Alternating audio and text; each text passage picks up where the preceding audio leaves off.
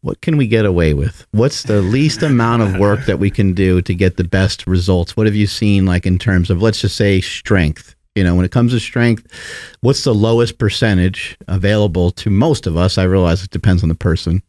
What's the lowest percentage that you've kind of seen result in strength where you're like, oh, that's a weird study. I didn't really think that 70% the guy would get stronger with that weight. 70% of what? Of maybe their 1 rep max.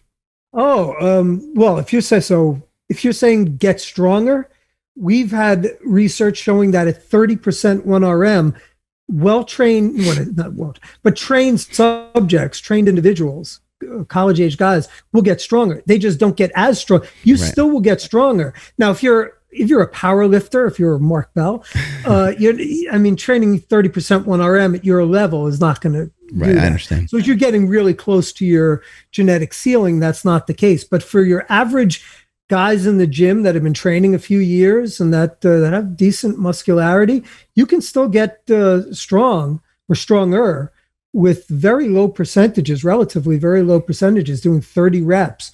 But if you're doing 10 reps, or if you're doing 5 reps, it's going to get you better results than 10. And if you're doing 10, it's going to get you better results than 30.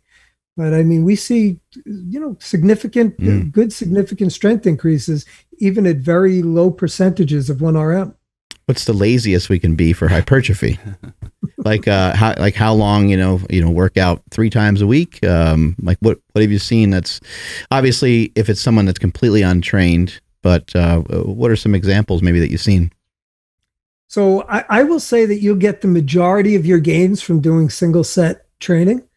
If you're just the average Joe or Jane who wants to gain some muscle, you'll certainly get more than 50% of your gains just from doing a 2 or 3 day a week single set close to failure routine. If you want to maximize your genetic potential, you're going to have to train more.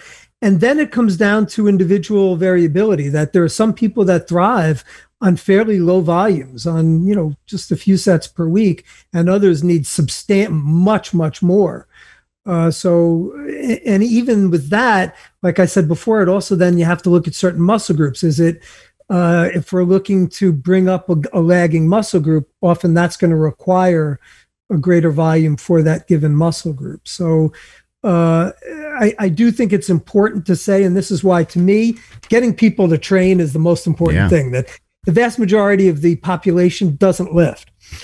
So it takes very little. I mean, literally an hour a week, you can make really good gains in the gym from an hour a week of training. So 1 set, but maybe like 1 or 2 warm-ups just to kind of get you in a position to where you can handle a decent amount of weight so that you can cause a response. Correct. And you know what? I think the warm-up start, when you're talking about, let's say 10 to 15 rep sets, we've actually done studies, and especially if you're going to do squats, then you probably warm-up's going to be beneficial. But on a machine or a lat pull down, don't need much. Don't even need a warm-up.